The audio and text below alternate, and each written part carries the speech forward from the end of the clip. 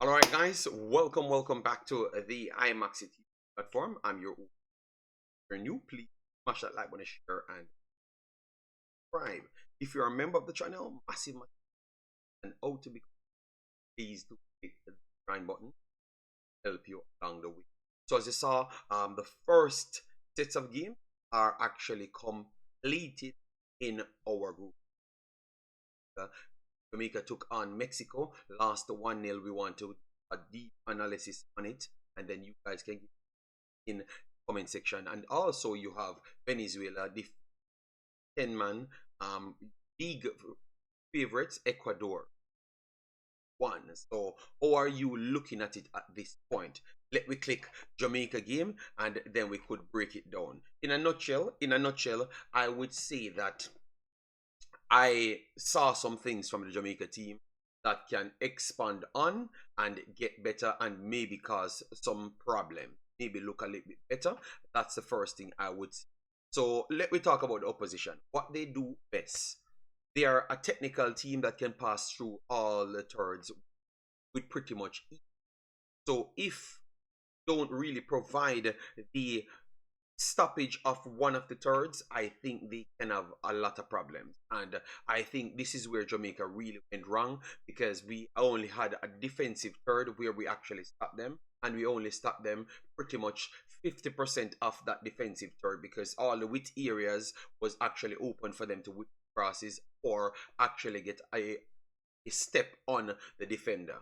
All right, so the midfield, I would say the midfield two was not effective enough as it relates to retain the ball. So we went a lot of long balls, but the follow up of the long balls after Mikel Antonio actually entered the fray of trying to compete for the ball, we were not there for the second balls as well. So with them being a better technical team playing through the transitions, we are not giving them enough pushback from the midfield to the attacking third. I think that led to what we expected them to more dominate midfield, which they did with pretty much ease. Started off the first 15 looking very, very comfortable, playing through the thirds, and we were struggling. But it was credit to Deshaun Bernard with a very, very good start. I thought that the first 15 minutes he had three clearances and two actual tackles completed.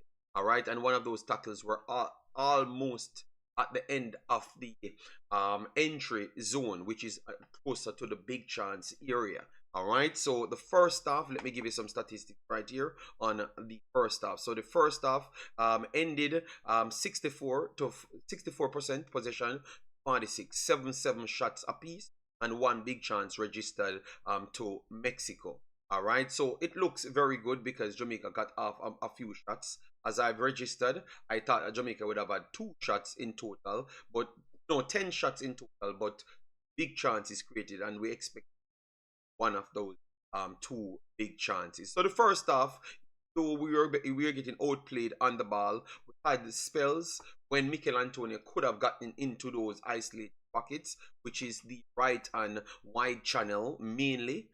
He got away in those areas and he could have held up the ball and then followed the link up play coming, which is the Shamar Nicholson's coming of the world, or Dexter Lemekis. He could have forced it back to the middle. Bobby gives it to Dexter Lemekis and then he whips in a longer cross, cause some problems. So what we saw, isolated pockets for Mikel Antonio could have caused some problems, and Dexter Lembekis says whipping cross from the start, the halfway line, put that halfway line, I would have said the start of the middle of the midfield third, but from the halfway line, that could have caused some problems. So that was our first 2, but we weren't closing down good enough and we weren't being as competitive as what we expected. And the second balls, we weren't getting to the second balls them at all, because that's what Mexico did to pretty much dominate possession in the first half. Second half, we started off because we had the ball, we kicked it off. So this was the best moment for Jamaica in the entire game. The second half, first 7 minutes, that was the best moment for Jamaica, period.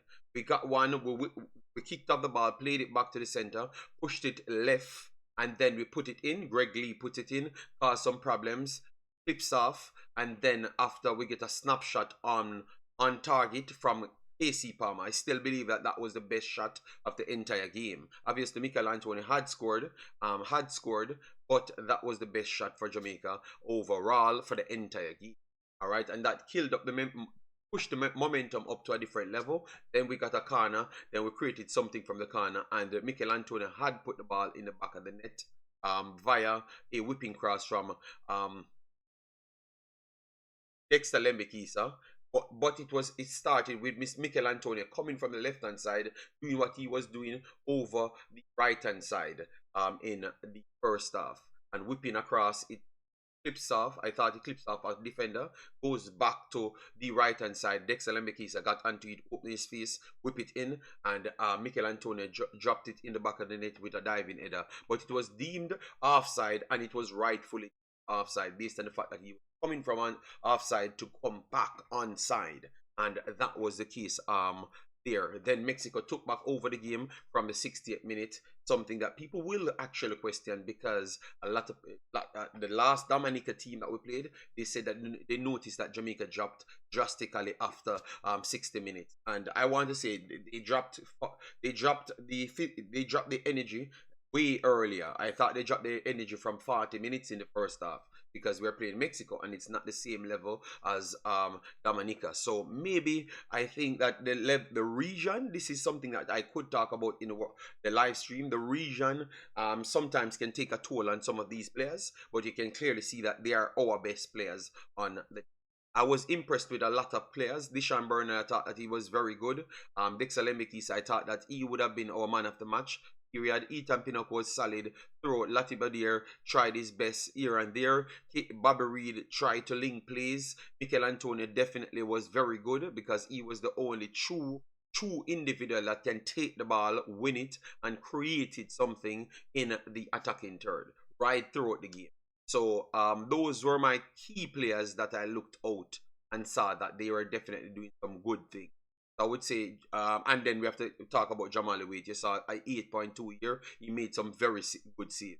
All right, but I would still give Dexter Lembekis man of the match, because he was constantly very good throughout the team's patterns of plays right throughout the 90 minutes. As it looks for the Ecuador game, we are going to do a live stream, and we're going to break down the best look for the Ecuador game. It's all right, so let me know your thoughts on this matter. But Jamaica lost 1-0, and to be honest, I had the prediction close to that, because I had 20 shots from Mexico, 4 big chances overall, and I thought that they would have took, and because Jamaica would have created less shots, I thought that they would have gotten a less chance to finish more of that, because I never expected them to be clinical, to be honest, because if you look at the track record, we weren't always 100% of chances.